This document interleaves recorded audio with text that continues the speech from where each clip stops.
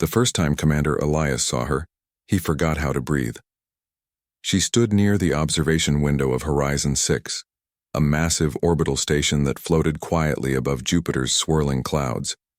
The orange storms below reflected off her silver skin, making her look like a spirit made of light and wind.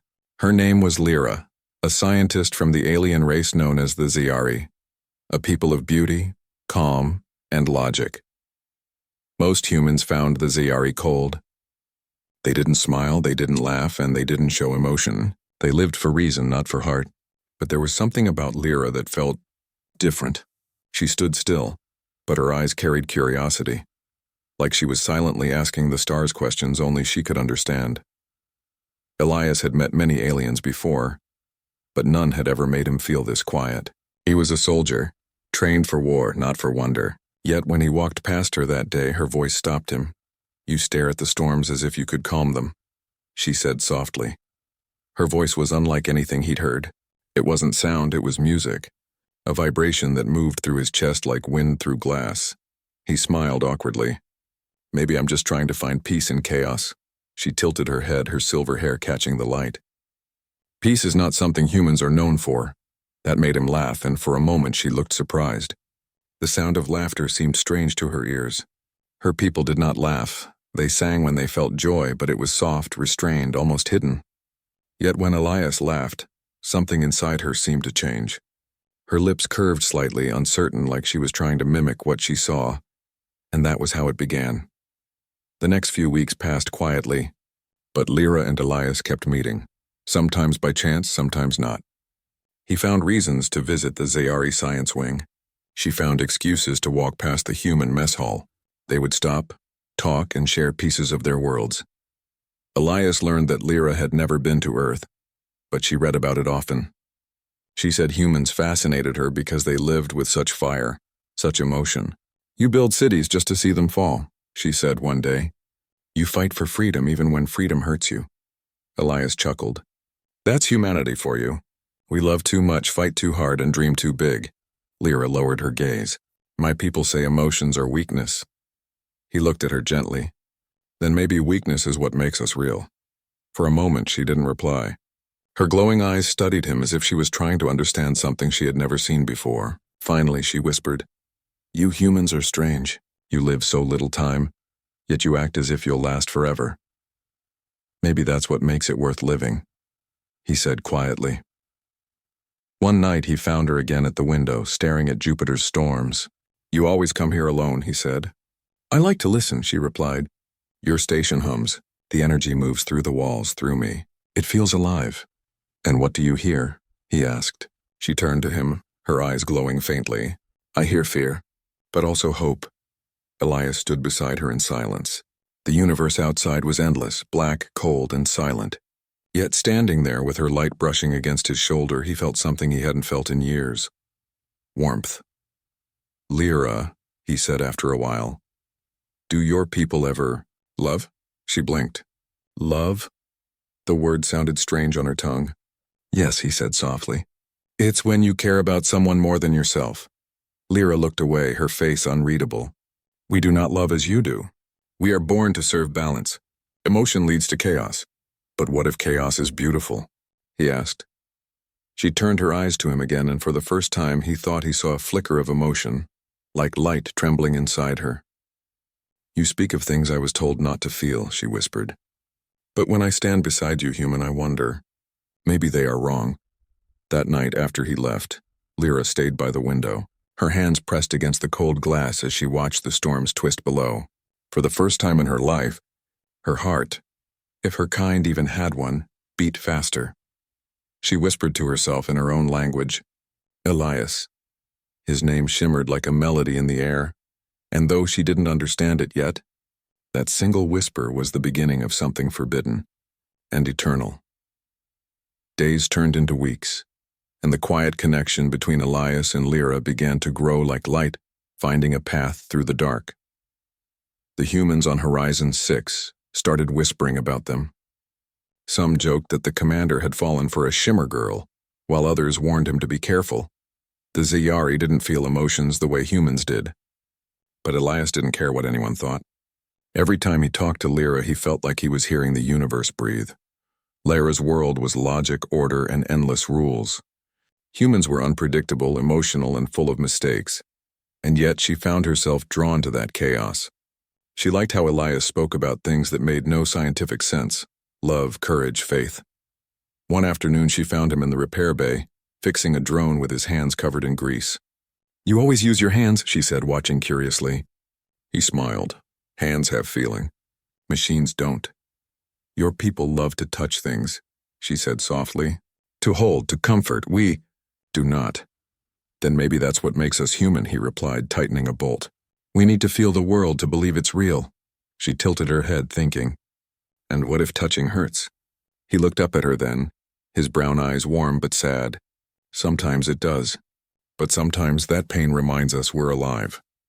Later that week they were assigned to a joint mission, testing the wormhole stabilizer.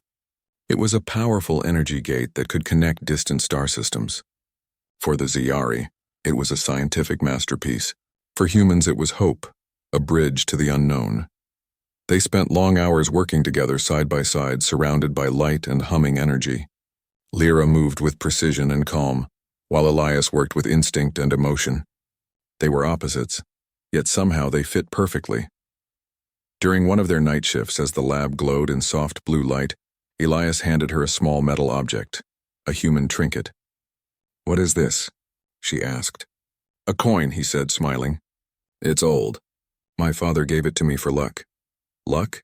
she repeated, confused. He nodded. "It means believing in something good even when there's no reason to." She looked down at it carefully. "Your kind trusts the unseen. That is dangerous," he grinned. "Yeah, but that's what makes us brave." Something inside her stirred. She closed her glowing fingers around the coin. "Then I will keep it. To remember bravery." Elias felt a warmth spread through him. It was a small thing, like a coin, but it meant she was trying to understand him, to feel as humans do. And that meant everything. Days later, while working together near the viewing deck, the conversation turned quiet and deep. "Elias," she said suddenly, "why do humans always risk their lives for others?" He thought for a moment. "Because we can't stand doing nothing while someone suffers. It's not in our nature." Lyra frowned.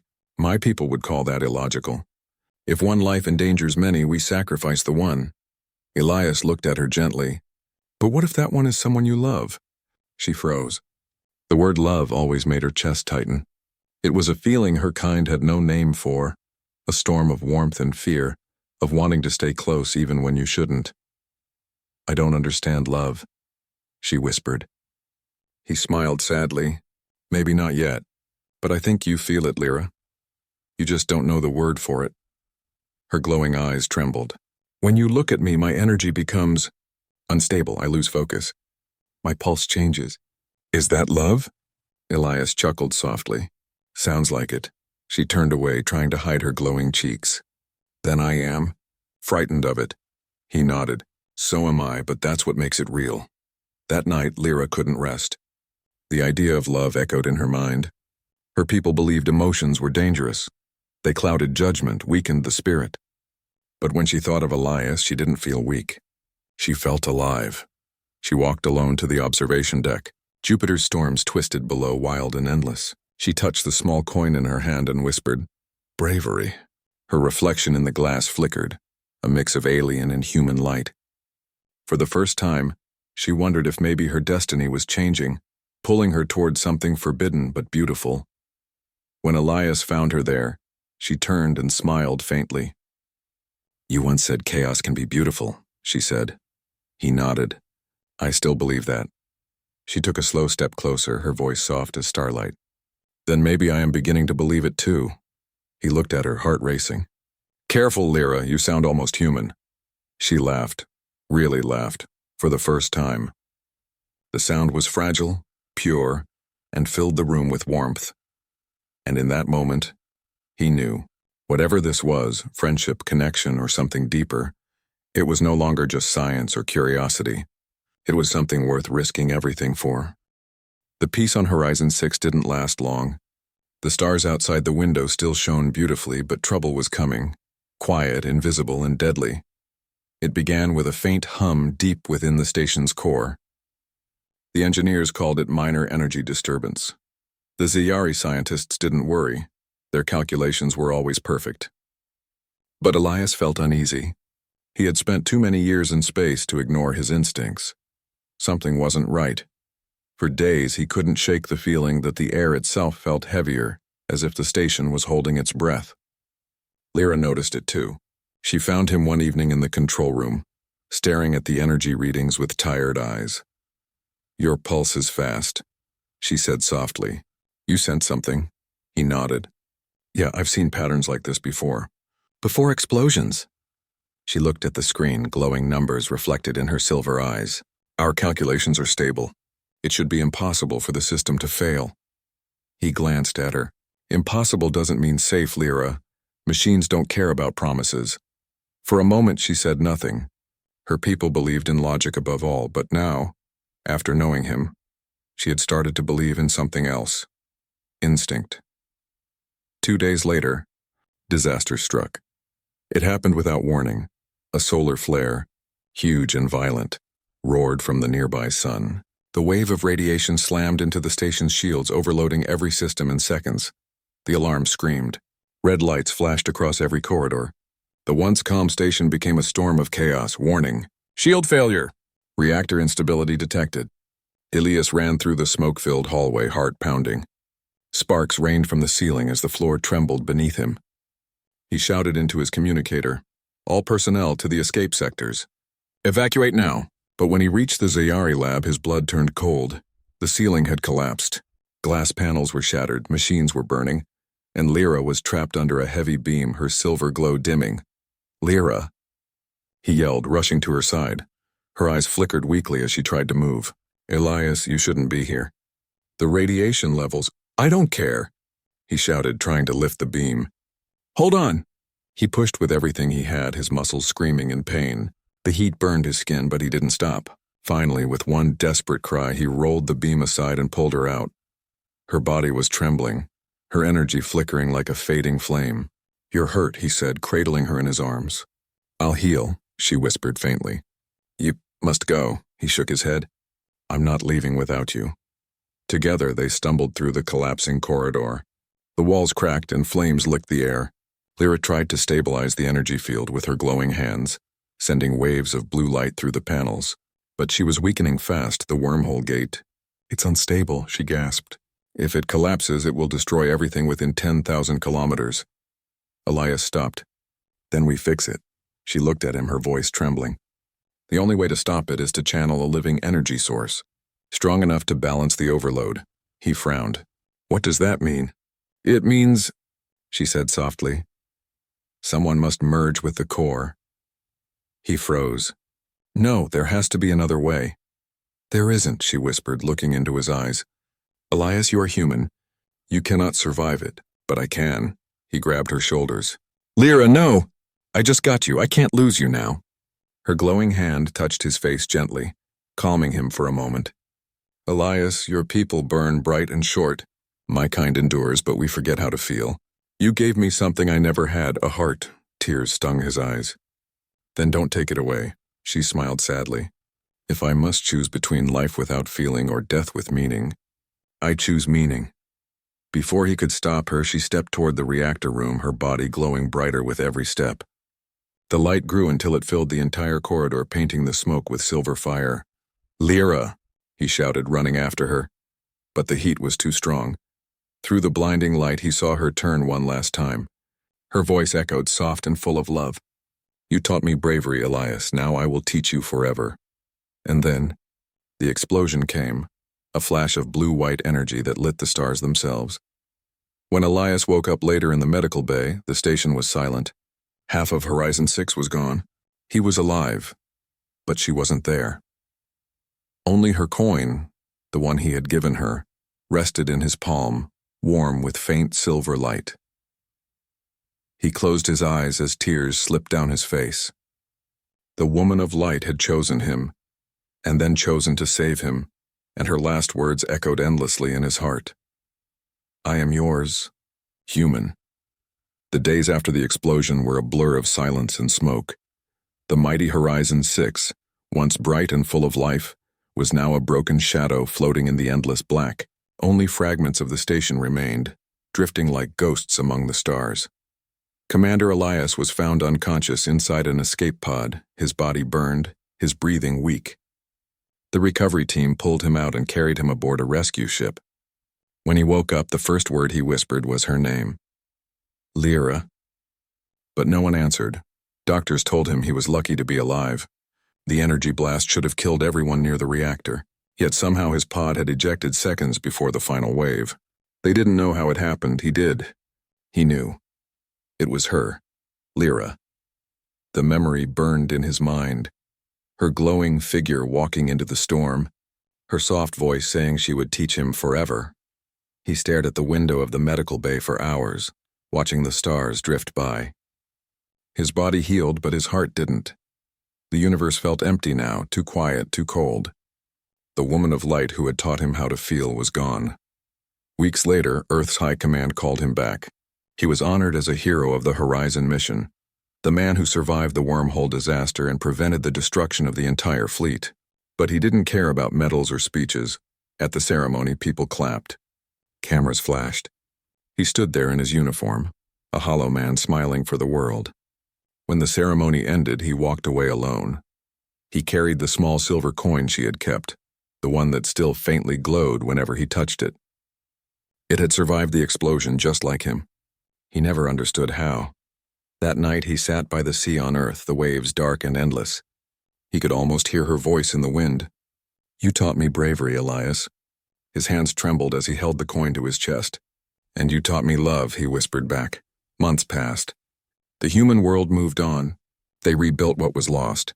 The Ziyari scientists helped design a new version of Horizon 6, stronger and safer. Together, the two species decided to name it the Bridge of Light, a symbol of unity between logic and emotion, between their two worlds.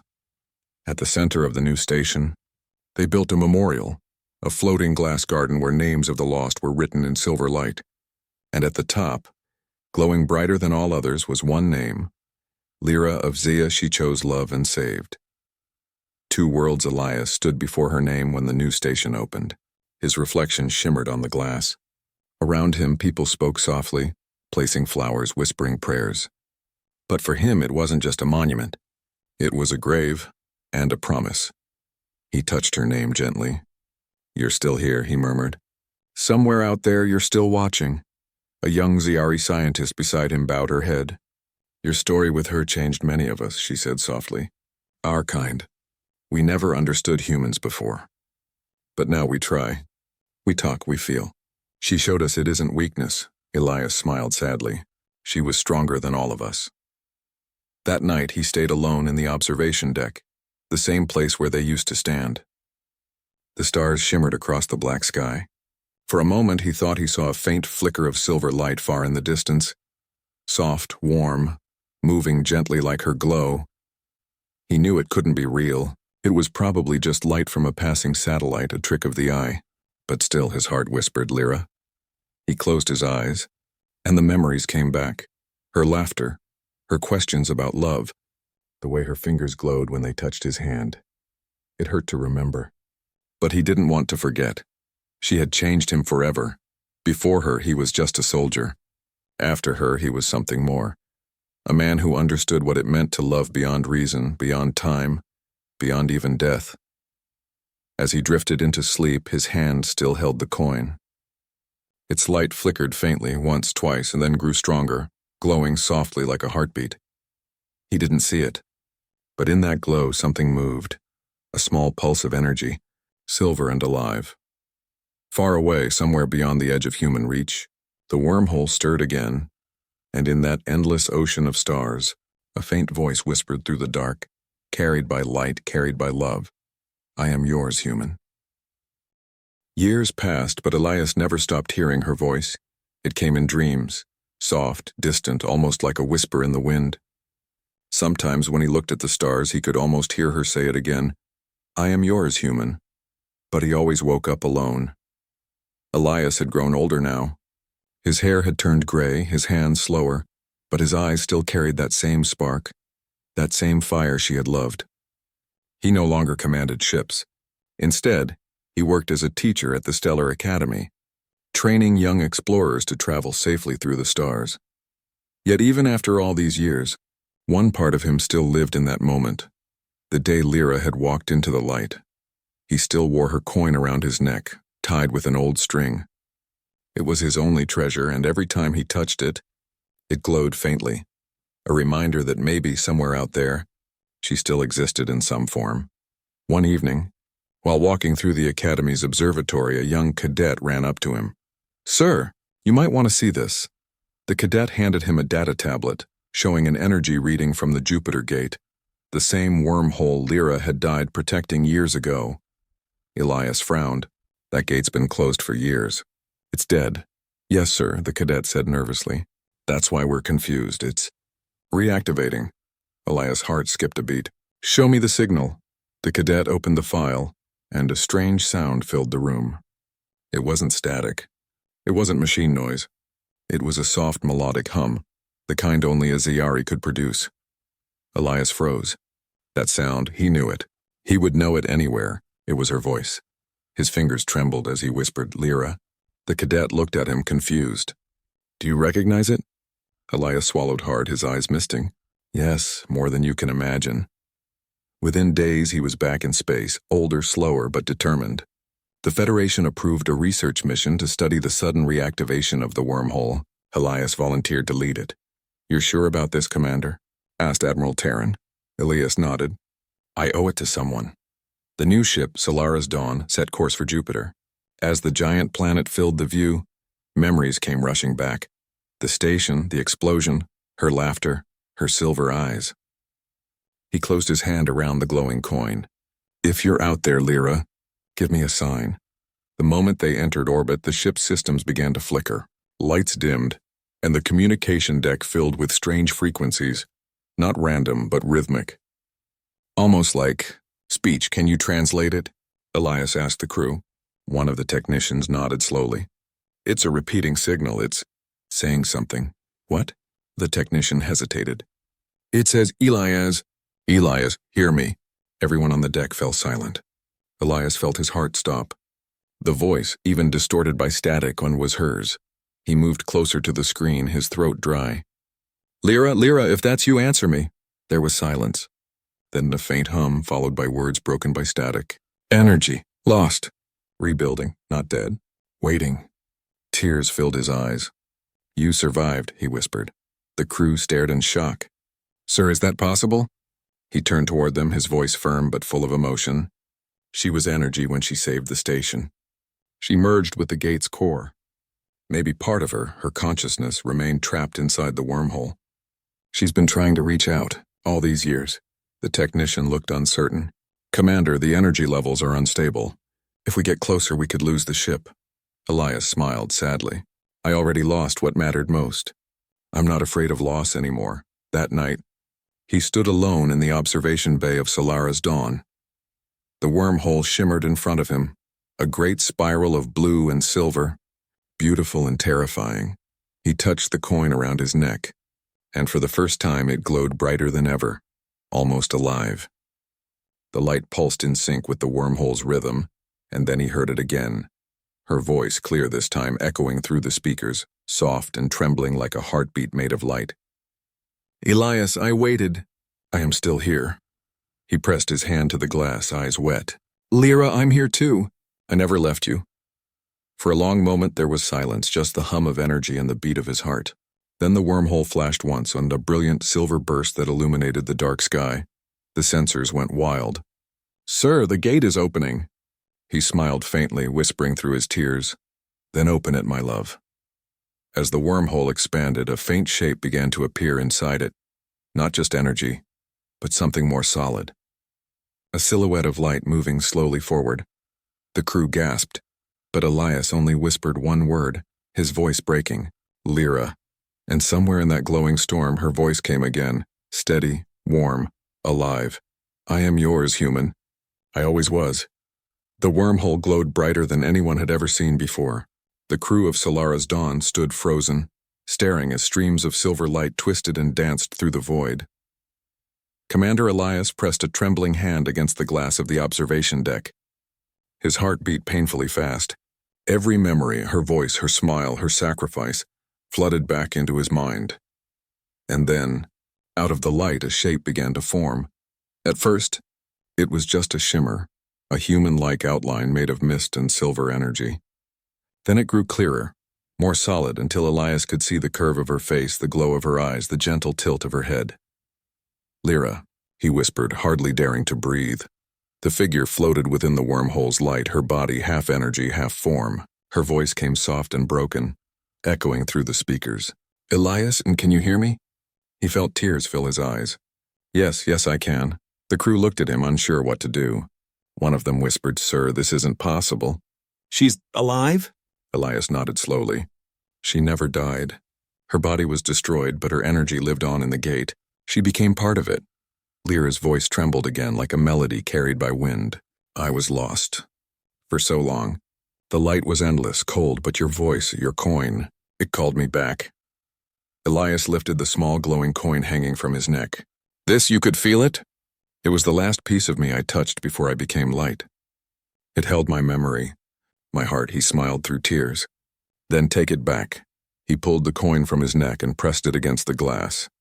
The metal began to glow brighter, responding to her presence. The ship's systems started to hum in rhythm with the pulse of the wormhole. Suddenly, a surge of light shot from the gate and wrapped around the coin, then spread across the deck, filling the air with warmth. The voice on the speakers grew stronger, clearer, almost alive again. "Elias, I remember you." He closed his eyes. "Then come home!" The ship shook violently as the wormhole's energy flared. The crew shouted warnings, systems overheating, shields failing. But Elias didn't move. He stood rooted in place, his eyes locked on her. Her figure flickered, struggling between energy and matter. She was fighting to stay, to take shape again. "Elias," she whispered, "I need an anchor."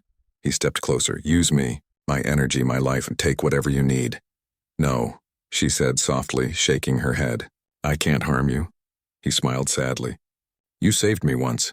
Let me save you this time." He pressed his hand to the glass where her light touched. His skin burned, but he didn't care. Her glow reached out, wrapping around his hand, flowing through his body like fire and music at once. His vision blurred, but he kept whispering her name. "Lyra, come back." The light grew blinding. The crew shielded their eyes as energy waves spread through the ship. Then silence. When the light faded, Elias was on his knees, breathing hard. The deck was scorched, the air still humming with static. And standing before him, weak, glowing faintly but real, was Lyra. Her silver eyes blinked slowly as she looked down at him. Her voice trembled. "You called me home." Elias rose to his feet, barely believing what he was seeing. He reached out a shaking hand, afraid she would disappear if he touched her. But when his fingers brushed her skin, warm, real, alive, she didn't fade. She smiled through tears of light. "You kept your promise." He laughed softly, his voice breaking. "You didn't leave me a choice." They stood together, the universe shining beyond the window. Around them, the crew stared in disbelief. No one spoke. No one dared break the miracle before their eyes. Lyra leaned closer, her voice no louder than a whisper. "Elias, your hair has turned gray." He chuckled, wiping his tears. "Time does that to us humans." Her eyes softened. "You waited so long," he nodded. "I told you, Lyra. Love doesn't count time." She touched his chest gently, feeling his heartbeat under her palm. "Then this time I will not leave you." Elias took her hand, holding it firmly, this time not afraid of losing it. "Then let's see what forever really means."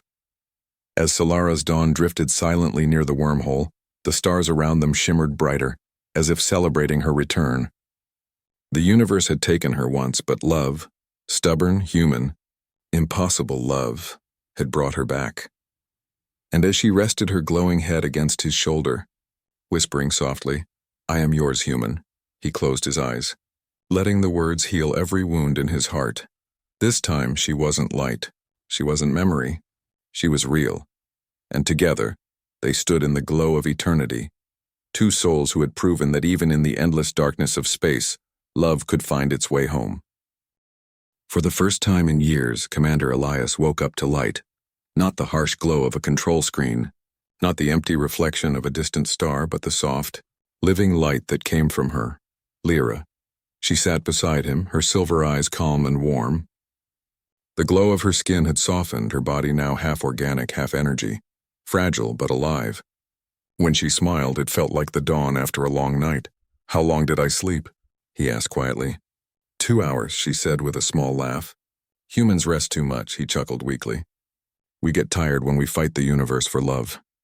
She leaned her head on his shoulder, whispering, "Then rest, brave human. I will guard your dreams now." The days that followed were filled with wonder. Scientists from both species, humans and Ziyari, couldn't believe what they saw. An alien who had become pure energy, returned to physical form through emotional connection. They called it the Lyra phenomenon. But Elias didn't care about the research. He cared only about her. The way she touched the cold glass of the ship's window, amazed at the stars she once watched as light. The way she learned to walk again, her steps uncertain but graceful. Every day she grew stronger. Every day they grew closer.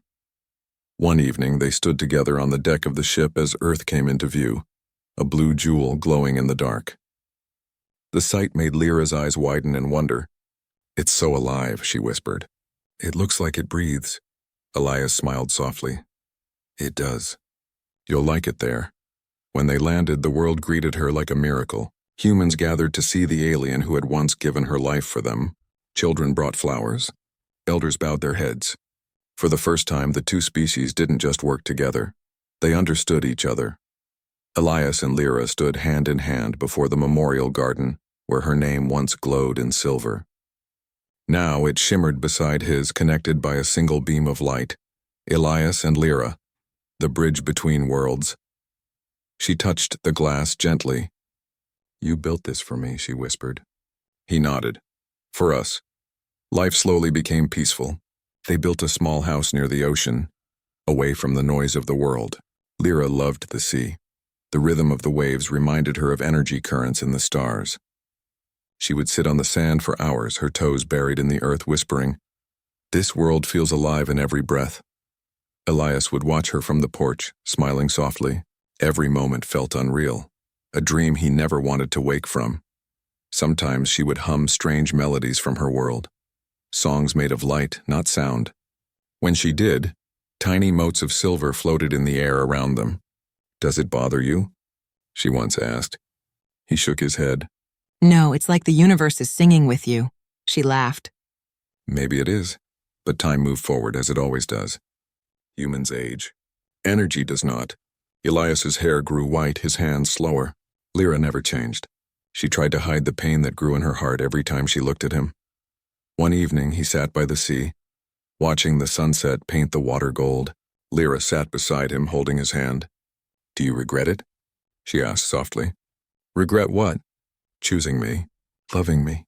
He smiled faintly, eyes shining with peace. "How could I regret the thing that gave me life twice?" She looked down, her voice trembling. "I will lose you again, Elias." He squeezed her hand gently. "Then lose me to time, not to fear. You once told me you wanted to understand love. This is it. Love isn't about forever. It's about now. About every heartbeat we share." Tears shimmered in her silver eyes. "Then I will remember everyone." He smiled, leaning his head on her shoulder as the sun touched the horizon. "Good," he whispered, "because wherever I go, you'll be there too." When the night came, she sat beside him under the stars. The waves whispered softly. The air was still. Elias had fallen asleep, his hand still wrapped in hers, and this time he didn't wake. Lyra didn't cry. She simply held his hand, feeling the last warmth fade, then leaned down and kissed his forehead. "Thank you," she whispered, her voice breaking, "for teaching me what it means to live." The silver light in her body brightened until it touched the stars themselves. And then, as if the universe had been waiting, the same gentle glow that once took her away began to surround her again. She looked toward the horizon, her heart calm. "I am yours, human. Always." Her form dissolved into silver light, rising to the sky. 2 lights this time, one gold and one silver, swirling together as they vanished into the stars. Years later, travelers on the outer rim sometimes looked into the night sky and spoke of seeing 2 lights dancing together across the void, one bright and one soft. And though no one could prove it, Those who believed whispered that it was them, the human and the alien girl who chose each other for life. Their love had become a constellation, a promise written in the stars.